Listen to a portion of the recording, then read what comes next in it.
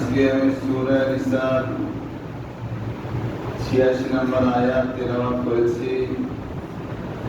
আল্লাহ তাআলা যদি তৌফিক দান করেন তাহলে এই আয়াতের উপরে আমলের নিয়তে কিছু আলোচনা করবার এবং আমরা সকলেই শুনবার চেষ্টা করব ইনশাআল্লাহ। কোরআনে কারীমের এই আয়াতে আল্লাহ সুবহানাহু ওয়া তাআলা বলেন, وَإِذَا حُيِّيتُم بِتَحِيَّةٍ فَحَيُّوا بِأَحْسَنَ مِنْهَا أَوْ رُدُّوهَا। যখন তোমাদেরকে অভিবাদন জানানো হয় তোমরা এর থেকে আরো ভালো পদ্ধতিতে আরো উত্তম রূপে অভিবাদন জানাও। অন্তত পক্ষে যতটুকু যে ভাষায় যে পরিমাণে তোমাদেরকে অভিবাদন জানানো হয়েছে অন্তত অতটুকু অভিবাদন তুমিও জানাও। এই কথাটা বুঝবার জন্য একটু ব্যাখ্যার প্রয়োজন। হযরত আদম আলাইহিস সালাতু ওয়াস সালাম থেকে আজকের এই দিন পর্যন্ত পৃথিবীর বিভিন্ন সময় বিভিন্ন জায়গায় বিভিন্ন সভ্যতার মধ্যে বনি আদম তথা মানুষ একে অপরের সাথে সাক্ষাৎ করে তাকে অভিবাদন জানানো, স্বাগত জানানোর কথা রয়েছে। গোত্র বিশেষ ভিন্ন ভিন্ন শব্দ, জাতি বিশেষ ভিন্ন ভিন্ন শব্দ, ধর্ম বিশেষ ভিন্ন ভিন্ন শব্দ রয়েছে। যদি আমরা একটু খেয়াল করি তাহলে বর্তমান সময় আমরা দেখব একে অপরের সাথে সাক্ষাৎ করে একটু জাগতিক শিক্ষায় যারা শিক্ষিত এরা একজন আরেকজনকে বলে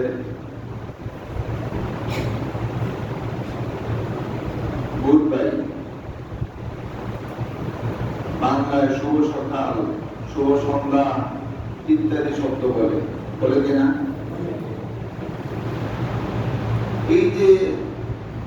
এইটা কিন্তু একে অপরের প্রতি অভিবাদন। এই সভ্যতাটা আগেও ছিল, ইসলামের পূর্ব যুগেও ছিল। আগেই বলেছি যে গোত্র বিশেষ, ধর্ম বিশেষ অভিবাদনের শব্দ ভিন্ন ভিন্ন ছিল। যেমন ইসলাম আসার পূর্বে আরব বিশ্বে ওরা একে অপরকে স্বাগত জানাতে এভাবে বলতো আনঈম সাবাহান, আনঈম সাবাহান মানে শুভ সকাল। আরেকটু সহজ করে বলতে হয়, বর্তমান আধুনিক আরবরা এই শব্দটাকে সাবাহান নূর, শুভ সকাল বলে থাকে। এই শব্দটা ইসলামের পূর্বে আনঈম সাবাহান বলা হতো, এই শব্দটাকে আধুনিক আরবিরা সাবাহান নূর বলে, সাবাহাল খাইর বলে, মাসা আল নূর শুভ সন্ধ্যা, মাসা আল খাইর শুভ সন্ধ্যা, এভাবেই বলে থাকে। কেউ যদি বললো যে আনঈম সাবাহান, কেউ কাউকে শব্দ দ্বারা অভিবাদন জানালে তখন সে উত্তরে বলতো আনআমাল্লাহু বিকা আইনান, আল্লাহ তাআলা তোমার চক্ষু শীতল করে দেন, আল্লাহ তাআলা তোমার চক্ষু শীতল করে দেন। দেখেন এটা কিন্তু একটা দোয়া। কি বলেন? এটা একটা দোয়া। বিগত অন্যান্য শব্দের তুলনায় এই শব্দ দুইটা অনেক ভালো। শুভ সকাল, শুভ সন্ধ্যা ইত্যাদি এর তুলনায় এই শব্দ দুইটা অনেক ভালো। ইসলাম এত পরিমাণে ভালো, এত পরিমাণে ভালো, এত পরিমাণে ভালো, ইসলাম ইসলামের সাথে অন্য যত ভালো সভ্যতার কথাই বলেন না কেন, ইসলামের সাথে যখন তুলনা করা হবে তখন ইসলামের কাছে ভালো যেতে পারবে না। ইসলামের সভ্যতাটা এত উন্নত। সুবহানাল্লাহ। তোমার চক্ষু শীতল হোক, এটা যদিও উত্তম এবং ভালো শব্দ, কিন্তু ইসলাম এমন এক শব্দ শিখিয়েছেন, এই শব্দ কেউ যদি মনে প্রাণে বিশ্বাস করে তাহলে প্রথম বিষয় হলো, আমি যখন এই শব্দ আপনাকে বলবো বা আপনি যখন এই শব্দ আমাকে বলবেন, আমি যখন এই শব্দ অন্য কাউকে বলবো, অন্য কেউ যখন এই শব্দ আমাকে আপনাকে বলবে, আর এই শব্দের প্রতি তার মনে প্রাণে বিশ্বাস থাকে, প্রথম শব্দটাই হবে আসসালাম। কি শব্দ? আসসালাম। অর্থাৎ তুমি ব্যক্তিগতভাবে আমার থেকে নিরাপদ, অর্থাৎ আমার থেকে কোনো অনিষ্টতা তোমাকে স্পর্শ করবে না। সুবহানাল্লাহ। কতটুকু যদি বলে আলাইকুম, শুধু আসসালাম বললো কেউ কাউকে সম্বোধন করে, তাইলে বোঝা যাবে যে না, তার কাছ থেকে কোন রকমের খারাপি, কোন রকমের অনিষ্টতা আমাকে স্পর্শ করবে না। সাথে আরেকটু বেশি শব্দ যখন যোগ করা হবে আলাইকুম, এটা অর্থটাকে আরো ভালোভাবে পূর্ণ করে। এরপরে ওয়া রাহমাতুল্লাহ ওয়া বারাকাতুহু। সালামের মধ্যে তিনটা ধাপ আছে। এই তিন ধাপের কথা একটু ভালো করে বুঝিয়ে বলি। এক হাদিসে বর্ণনা পাওয়া যায়, নবী আলাইহিস সালাতু ওয়াস সালাম সালামের বিষয়ে তিন মজলিসে তিন ধরনের কথা বলেছেন। কয় মজলিসে? তিন মজলিসে তিন ধরনের কথা বলেছেন। নবী আলাইহিস সালাতু ওয়াস সালাম সাহাবায়ে কেরামদেরকে নিয়ে এভাবে বসে আলোচনা করছেন, দ্বীন শিখাচ্ছেন। এক সাহাবী এসে বললেন আসসালামু আলাইকুম, আসসালামু আলাইকুম। নবী আলাইহিস সালাতু ওয়াস সালাম এই সালামের উত্তর দিলেন। উত্তর প্রদান করার পরে বললেন আশারা। কি বললেন? আশারা, 10। কি বললেন? 10। অন্য মজলিসে আবার নবী আলাইহিস সালাতু ওয়াস সালাম সাহাবায়ে কেরামদেরকে আলোচনা শোনাচ্ছেন, দ্বীন শিখাচ্ছেন। ভরা মজলিসের মধ্যে কেউ আসলো আর বলল আসসালামু আলাইকুম ওয়া রাহমাতুল্লাহ। নবী আলাইহিস সালাতু ওয়াস সালাম এই ভরা মজলিসে ওই ব্যক্তির সালামের জবাব দিলেন এবং বললেন 20। কি বললেন? 20। এরপরে আরেক মজলিসে নবী আলাইহিস সালাতু ওয়াস সালাম আবার সাহাবায়ে কেরামদেরকে নিয়ে আলোচনা করছেন, দ্বীন শিখাচ্ছেন। অন্য এক সাহাবী এসে ভরা মজলিসের মধ্যে নবী আলাইহিস সালাতু ওয়াস সালামকে সম্বোধন করে বললেন আসসালামু আলাইকুম ওয়া রাহমাতুল্লাহি ওয়া বারাকাতুহু। নবী আলাইহিস সালাতু ওয়াস সালাম সবার উপস্থিতিতে তার সালামের উত্তর দিলেন এবং বললেন সালাসিন। কি বললেন? সালাসিন। এবার আসেন আশারা, 20, সালাসিন মানে কি? নবী আলাইহিস সালাতু ওয়াস সালামকে যখন সালাম প্রদান করা হলো, নবী আলাইহিস সালাতু ওয়াস সালাম উত্তর প্রদান করলেন, বললেন আশারা, অর্থাৎ তুমি আমাকে সালাম দিয়েছো, আমিও সালামের উত্তর দিলাম, মাঝখানে তোমার 10 নেকি হয়ে গেল। সুবহানাল্লাহ। আমাদের সমাজে একটা কথা বহুল প্রচলিত আছে, কেউ যদি সালাম দেয় তাহলে তার 90 নেকি, যে উত্তর দেয় তার 10 নেকি। এইটার জোরালো কোনো ভিত্তি পাওয়া যায় না। কথা বুঝে আসছে? এটা জোরালো কোনো কি পাওয়া যায় না, ভিত্তি পাওয়া যায় না। তাহলে এই তিনটা রওয়ায়াত যে আমি একসাথে বললাম, তিন মজলিসের রওয়ায়াত, এর দ্বারা বোঝা যায় কেউ যদি সালামের তিনটা অংশ আছে, প্রথম অংশ ব্যবহার করেছে সে সালাম প্রদান করে তাহলে তার 10 নেকি হয়। 10 কয় নাকি? আসসালামু আলাইকুম। অতটুকু বলে যদি কেউ কাউকে সালাম দেয় কয় নাকি? আর যদি কেউ আরেকটু বাড়িয়ে বলে আসসালামু আলাইকুম ওয়া রাহমাতুল্লাহ তাহলে কয় নাকি? 20 নাকি? কয় নাকি? আর যদি কেউ আরেকটু বাড়িয়ে বলে আসসালামু আলাইকুম ওয়া রাহমাতুল্লাহি ওয়া বারাকাতুহু তাহলে কয় নাকি? 30 নাকি? এই তিনটা শব্দ নবী আলাইহিস সালাতু ওয়াস সালাম থেকে সুস্পষ্ট বর্ণিত। আশারা 20 30 আশারা 20 30 বুঝা গেল। সালামের মধ্যেও 10 10 10 চাইলে আমরা পুরো সালামটা দিয়ে 30 নাকি নিতে পারি। কি বলেন? চাইলে আমরা পুরো সালামটা দিয়ে কয় নাকি নিতে পারি? 30 নাকি নিতে পারি।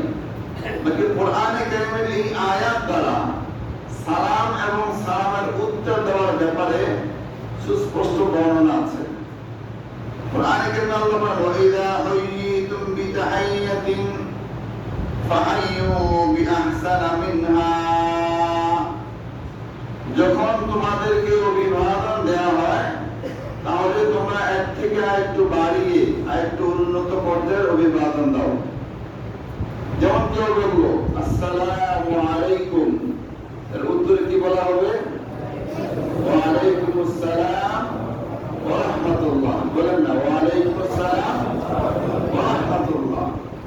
কেউ বললো আসসালামু আলাইকুম ওয়া রাহমাতুল্লাহ তাহলে এর থেকে উত্তম কি হবে? কেউ বললো আসসালামু আলাইকুম ওয়া রাহমাতুল্লাহি ওয়া বারাকাতুহু এখন উত্তর কি হবে? জান্নাতুল্লাহ বলবেন না? জান্নাতুহু মাগফিরাতুহু বলবেন না? সালামের মধ্যে জান্নাত মাগফিরাত এই শব্দ নাই। এই কথা বুঝে আসছে? জান্নাতুহু মাগফিরাতুহু আরো অনেক কিছু বলে, এটা সালামের মধ্যে নাই। এটা সুন্নতের খেলাফ, খেলাফি সুন্নত। এর মধ্যে এক্সট্রা সওয়াব না হয়ে অতিরিক্ত গুনাহ হওয়ার সম্ভাবনা বেশি। কথা বুঝেন নাই? মাগরিবের নামাজ 3 রাকাতের জায়গায় 4 রাকাত পড়লে তো সওয়াবের নিয়তে, কিসের নিয়তে? আরো ভুল হয়ে গেল সেটা ভিন্ন বিষয়। কিন্তু কেউ সওয়াবের নিয়তে কয় রাকাত পড়লো, কেমন সওয়াব হবে? ফজরের নামাজ কয় রাকাত? সওয়াবের নিয়তে 4 রাকাত পড়লো, বলেন না? বলা যাবে? সালামের ক্ষেত্রেও সালামের মূল শব্দই 3টা, আসসালামু আলাইকুম ওয়া রাহমাতুল্লাহি ওয়া বারাকাতুহু। তাহলে কোরআনে কারীমে আমি আয়াত যতটুকু বললাম ওয়াইদা হুয়িতুম বিতাহিয়াতিন ফাহাইয়ু বিআহসানা মিনহা, যখন তোমাদেরকে অভিবাদন দেওয়া হয় তোমরা এক থেকে উত্তম শব্দ দিয়ে অভিবাদন দাও, অভিবাদনের জবাব দাও। এরপর আয়াতের শেষ শব্দ যেটা আউরুদ্দুহা, অথবা সে যেই শব্দ দিয়ে অভিবাদন তোমাকে জানিয়েছে এই শব্দ দিয়ে তুমি তাকে অভিবাদন দাও। আয়াতের এই অংশের ব্যাখ্যা যদি আমরা স্বাভাবিকভাবে বলি, কেউ বলল আসসালামু আলাইকুম, আপনি উত্তর দেন আসসালামু আলাইকুম, তাহলে সমান সমান হইল। কি হলো? বলেন না কি হলো? কেউ সালাম দিল আসসালামু আলাইকুম ওয়া রাহমাতুল্লাহ, আপনি উত্তর দিলেন ওয়া আলাইকুমুস সালাম ওয়া রাহমাতুল্লাহ, তাহলে কি হলো? সমান সমান হইল। কিন্তু উত্তম হইল না। কি হইল না? কোরআনে কারীমের প্রথম শব্দ কিন্তু কি করে দেওয়া? উত্তম দেওয়া। এখন কি হইল? সমান সমান হইল। কেউ পুরোটাই দিল, আপনিও পুরোটাই দিলেন, তাইলে সমান সমান হইল। এই আয়াতের ব্যাখ্যা হাদিস শরীফে বলছেন নবী আলাইহিস সালাতু ওয়াস সালাম সালামের পদ্ধতি যেটা শিখিয়েছেন সেটা হলো কেউ যদি তোমাকে আসসালামু আলাইকুম বলে তুমি এক শব্দ বাড়িয়ে বলো আসসালামু আলাইকুমুস সালাম ওয়া রাহমাতুল্লাহ। কেউ যদি বললো আসসালামু আলাইকুম ওয়া রাহমাতুল্লাহ, উত্তর হবে ওয়া আলাইকুমুস সালাম ওয়া রাহমাতুল্লাহি ওয়া বারাকাতুহু। কেউ যদি বললো আসসালামু আলাইকুম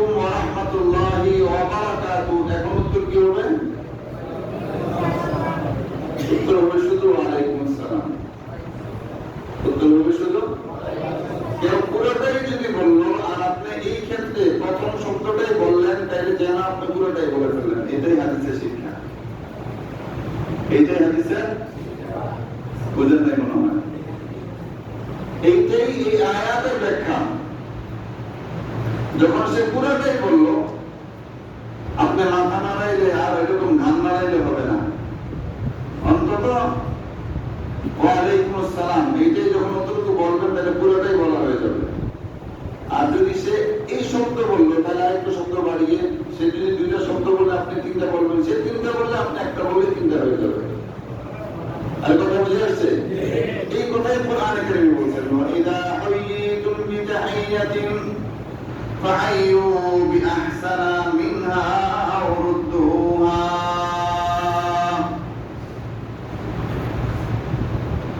এই হলো সালাম প্রদান করা এবং সালামের উত্তর প্রদান করার পদ্ধতি আমরা জানলাম। আরেকটা গুরুত্বপূর্ণ বিষয় হলো এই সালামের সাথে জান্নাতে প্রবেশের সম্পর্ক আছে। সুবহানাল্লাহ। সালামের সাথে জান্নাতে প্রবেশের সম্পর্ক আছে। কিভাবে সেটা?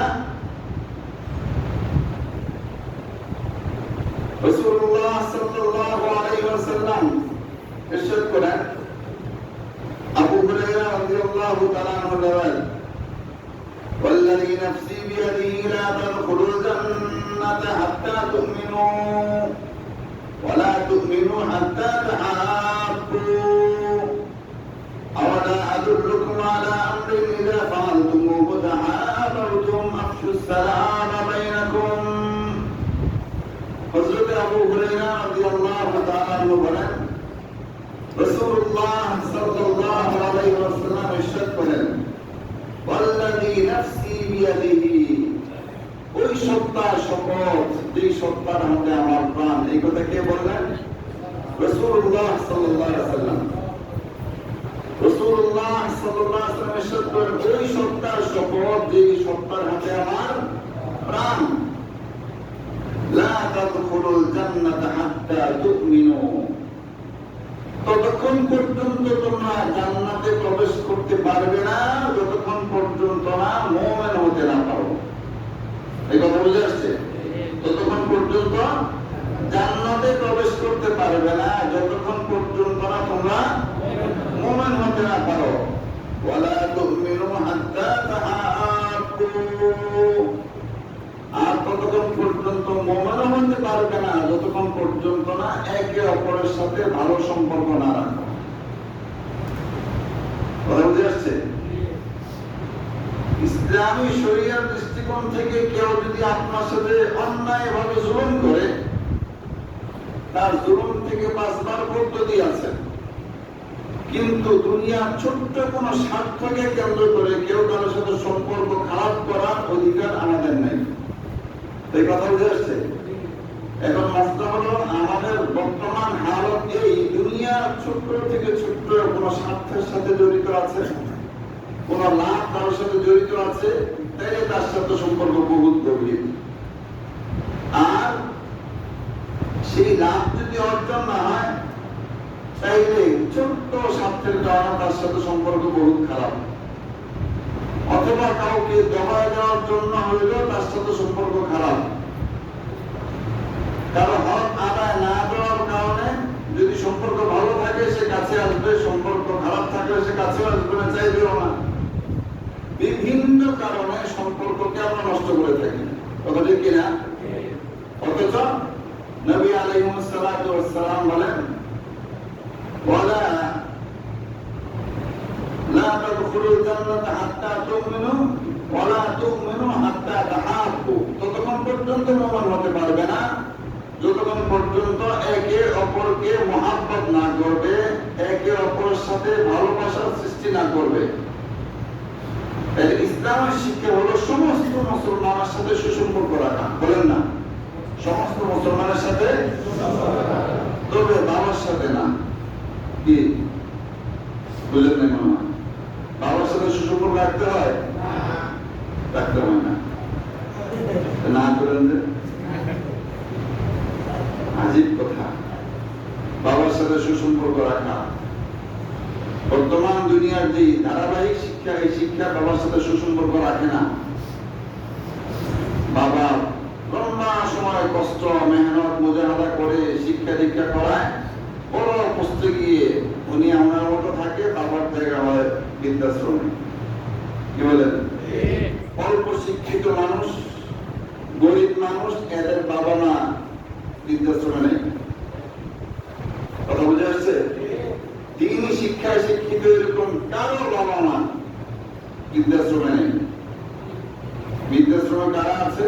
বড় বড় ডিগ্রিওয়ালা, বড় পিএইচডিওয়ালা, বড় পয়সাওয়ালা, এদের বাবা মা কিন্তু বৃদ্ধাশ্রম গুলোতে আছে। কথা ঠিক কিনা? তাহলে যেখানে সর্বসাধারণ মুসলমানের সাথে ভালো ব্যবহার করার কথা ইসলাম শিখায়, যে সাধারণ মুসলমানদের সাথেও যদি তুমি ভালো ব্যবহার না করো তাহলে তুমি মুমিন হতে পারবে না, সেখানে বাবার সাথে সম্পর্কটা কেমন হওয়া উচিত? সুসম্পর্ক না বৈরী সম্পর্ক? ভাইয়ের সাথে, বোনের সাথে, বোনের সাথে তো সম্পর্ক রাখাই যাবে না। বোনের সাথে সম্পর্ক রাখলে টাকা চাইব, পয়সা চাইব, সুযোগ সুবিধা চাইব, সম্পূর্ণ হারাম তাদের হক যদি আদায় করা না হয়ে থাকে। কঠিন কথা। এই হক, এই অধিকার ময়দানে মাহশরে আল্লাহ তাআলার কাছে নিজে দাবি করবে। অধিকারটাই তখন আল্লাহ তাকে একটা আকৃতি বা সে নিজে আল্লাহর কাছে মামলা করার একটা সুরত আল্লাহ দান করে দিবেন। ওই অধিকারটাই আল্লাহর কাছে গিয়ে তখন মামলা করবে যে উনি বড় রোজাদার ছিল, বড় নামাজি ছিল, বড় হাজি সাহেব ছিল, বড় গাজী সাহেব ছিল, বড় সুফি সাহেব ছিল, মানে তারিফাতের বিশাল বিশাল তারিফাত, কিন্তু একে অপরের হককে আদায় করে নেই। একে অপরের কি করে নাই? হক আদায় করে নেই। যেখানে ইসলাম বলছে সর্বসাধারণ মুসলমানদের সাথে সুসম্পর্ক করা ঈমানের লক্ষণ, সেখানে আত্মীয়তার সম্পর্কের কথা, পিতামাতার হকের কথা, এগুলো তো অনেক বেশি প্রাধান্য পায়। আল্লাহ তাআলা আমাদের বুঝবার তৌফিক দান করেন। এবার আসেন সাধারণ মুসলমানদের সাথে সম্পর্ক গড়ার, সাধারণ মুসলমানদের সাথে সম্পর্ক ভালো রাখার একটা মূল থিওরি নবী আলাইহিস সালাতু ওয়াস সালাম এই রিওয়ায়াতে দিয়েছেন। নবী আলাইহিস সালাতু ওয়াস সালাম বলেন, আলা আদুল্লুকুম আলা আমরিন ইযা ফাআলতুমুহু তাআবাতুম, আমি কি তোমাদেরকে এমন একটা কাজের কথা বলে দেব যে কাজটা যদি তোমরা পালন করো তাহলে পরস্পর একে অপরের সাথে সুসম্পর্ক গড়ে উঠবে। নবী আলাইহিস সালাতু ওয়াস সালাম সাহাবায়ে কেরামদেরকে জিজ্ঞেস করলেন, আমি কি তোমাদেরকে এমন একটা কাজের কথা বলে দেব যে কাজটা করলে পরস্পর পরস্পরের সাথে সম্পর্ক বজায় থাকবে, মহব্বত সৃষ্টি হবে? আফশুস সালাম বাইনাকুম, তোমরা একে অপরকে অধিক পরিমাণে সালাম প্রদান করতে থাকো। সুবহানাল্লাহ। একে অপরকে অধিক পরিমাণে সালাম প্রদান করতে থাকো। এক রাওয়ায়াতে আছে নবী আলাইহিস সালাতু ওয়াস সালাম সালামের এই অধিক পরিমাণের কথা যখন বলছেন, তখন সাহাবায়ে কেরাম রাদিয়াল্লাহু তাআলা আনহুম আজমাইন একে অপরকে অধিক পরিমাণে সালাম প্রদান করার জন্য একজনের সাথে মাত্র সাক্ষাৎ হয়েছে, বেশি সালাম প্রদান করার, এখানে সালাম দেওয়া হয়েছে, বেশি সালাম দেওয়ার জন্য সামনাসামনি তো দুইবার সালাম দেওয়া যায় না, দেওয়া যায়? দুইবার সালাম দেওয়া যায় না, কিন্তু এক মজলিসে আপা আপা অনেকবার বলা যায়। শুনছেন না আপনারা? বুঝেন না মনে হয়? এক মজলিসে সালাম অনেকবার দেওয়া যায় না, দেওয়া যায়? দেওয়া যায় না। সাহাবায়ে কেরাম কি করলেন? ওনারা পাশে একটা গাছের ছায়াতে গেলেন, এই গাছের ছায়াতে দাঁড়াই আবার আসছেন, আবার সালাম দিচ্ছেন, আবার কোন একটা পিলার আড়ালে গেছেন, সেখান থেকে আসছেন, আবার সালাম দিচ্ছেন। সাহাবায়ে কেরামের মধ্যে সবচেয়ে বড় মুহাদ্দিস বলা হয় আব্দুল্লাহ ইবনে ওমর রাদিয়াল্লাহু তাআলা আনহুকে। ওনার ব্যাপারে সাহাবায়ে কেরাম বলেন যে উনি মসজিদে নববীর মধ্যে সবাইকে নিয়ে হাদিসের দরজ দিতেন, হাদিস পড়াইতেন। মদিনার লোকদেরকেও, বাহির থেকে যারা আসছে তাদেরকেও হাদিস পড়াইতেন, উপস্থিত লোকদেরকে বসায় রেখে উনি মাঝে মাঝে বাইরে চলে যেতেন। বাইরে গিয়া কতক্ষণ ঘুরে ফিরে বাজারের দিক থেকে ঘুরে আবার আসতেন। তো সাথে সাথে একজন থাকতো সবসময়, উনি মাঝে মাঝে এভাবে চলে যায় কেন, সবাইকে বসে রাখছে, হুট করে উঠে চলে গেছে, আবার ঘুরে বাজারের দিক ঘুরে আবার আসছে। উনি জিজ্ঞেস করলেন, আচ্ছা আমি আপনাকে একাধিকবার দেখেছি, আপনি হাদিসের দরজ থেকে উঠে বাজারের দিকে যান, কোন মালের দাম জিজ্ঞেস করেন না, কারোর সাথে বসে চা খান না, কারোর সাথে বসে একটু আড্ডাও দেন না, কারো কাছ থেকে কোনো সংবাদ শোনেন না, কাউকে কোনো সংবাদ দেন না, কোন পণ্য আপনি ক্রয় করেন না, কোন পণ্য বিক্রিও করেন না, তাইলে বাজারে যাওয়ার মানেটা কি? এই কথা বুঝে আসছে? উনি কোনো কিছু কিনেন না, কোনো কিছু বিক্রিও করেন না, কোনো মজলিসে বসেন না, কাউকে কোনো কথা বলেন না, আবার কেউ ওনার সাথে কোনো কথা বলেও না, উনি যান আবার আসেন। যারে মসজিদে মজলিসে যারা আছে এদেরকে তো আমি একবার সালাম দিলে সবাইকে সালাম দেওয়া হয়ে যায়। কয়বার সালাম দিলে? একবার সালাম দিলে সবাইকে সালাম দেওয়া হয়ে যায়। কিন্তু এই হাদিসের উপর আমল করার জন্য তো আলাদা আলাদা লোক লাগবে বেশি সালাম দেওয়ার জন্য। কথা বোঝেন নাই? বাজারে তো অনেক মানুষ থাকে, প্রত্যেককে আমি হাঁটতে হাঁটতে প্রত্যেককে সালাম দিতে পারি, বেশি সালাম দেওয়ার জন্যই মূলত আমি বাজারে একটা চক্কর দিয়ে আসি। আর আমরাও তো বাজারে যাই, কি বলেন? কে কজন সালাম দিই? মাছ হলে আবার কি সালাম দেব, সবজি হলো ওরে আবার কি সালাম দেব, জুতা ঠিক করে কালি করে ওরে আবার কি সালাম দেব, রিক্সা চালায় ওরে কি সালাম দেব। এই মানসিকতা হলো আমাদের, কিন্তু এই মানসিকতা থেকে উঠে এসে যদি আমরা আমল করতে পারি তাহলে এই আয়াত এবং হাদিসের আলোচনা আজকে আমাদের সার্থক হবে ইনশাআল্লাহ। সালাম দেওয়ার ক্ষেত্রে কখনো চিন্তা করব না যে উনি কে, আমার পদের উপরে না পদে নিচে, আমার থেকে শিক্ষিত না আমার থেকে কম শিক্ষিত, আমার থেকে পয়সা বেশি না আমার থেকে পয়সা কম, সে কি আমার পরিচিত না অপরিচিত, এই বিষয়ে বিবেচনা করা যাবে না। হ্যাঁ, শুধু যদি বোঝা যায় যে সে মুসলমান, তাই আমি তাকে সালাম দেবো ইনশাআল্লাহ। বলেন না ইনশাআল্লাহ? এই ব্যাপারে আরেকটা আয়াত আছে, নবী আলাইহিস সালাতু ওয়াস সালাম ইরশাদ করেন, عن عبد الله بن عمر بن العاص رضي الله تعالى عنهما أن رجلا سأل النبي صلى الله عليه وسلم أي الإسلام خير. আব্দুল্লাহ ইবনে আমর ইবনে আস রাদিয়াল্লাহু তাআলা আনহু থেকে বর্ণিত, তিনি বলেন, এক ব্যক্তি রাসূল আকরাম সাল্লাল্লাহু আলাইহি ওয়াসাল্লামের কাছে জিজ্ঞেস করলেন, ইসলামে কোন আমলটা সর্বোত্তম? ইসলামের কোন আমলটা সর্বোত্তম?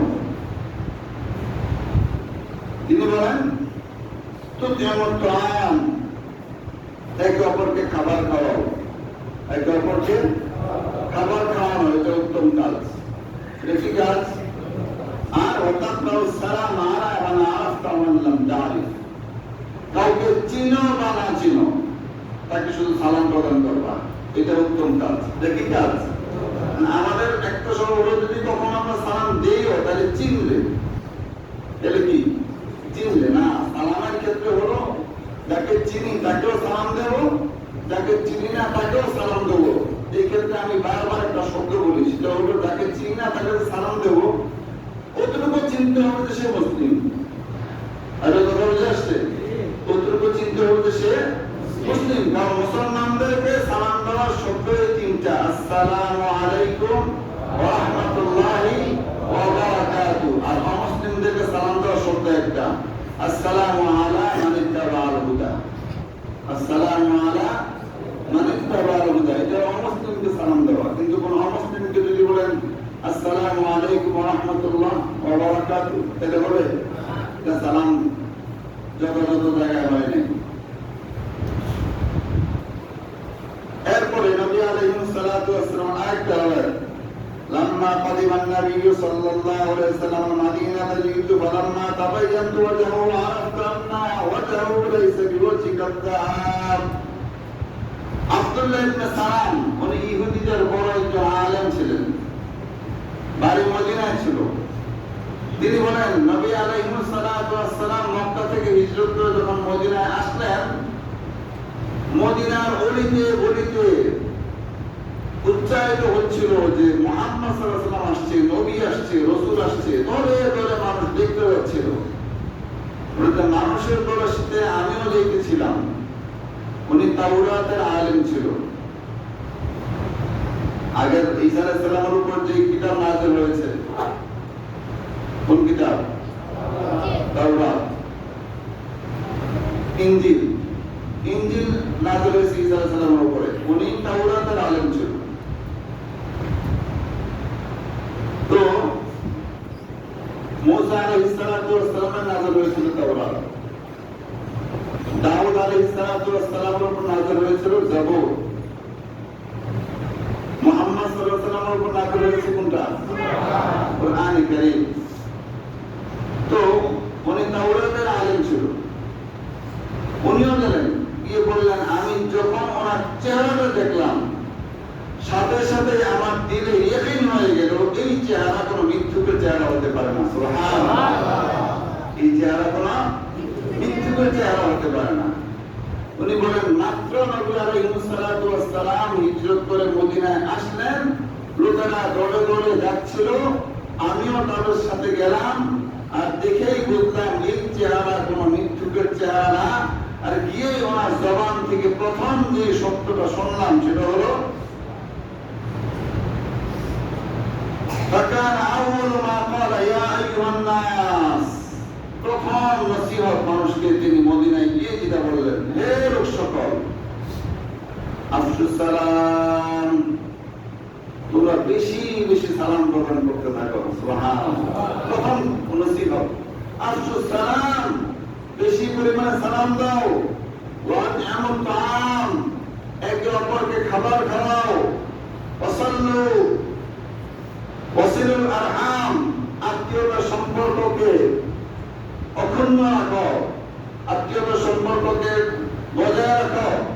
ওয়াসাল্লু বিল্লাইল ওয়ান নাসু নিয়াম, আর রাতে যখন মানুষ ঘুমায় থাকে তুমি ওঠো, উঠে আস্তে আস্তে নামাজ আদায় করো।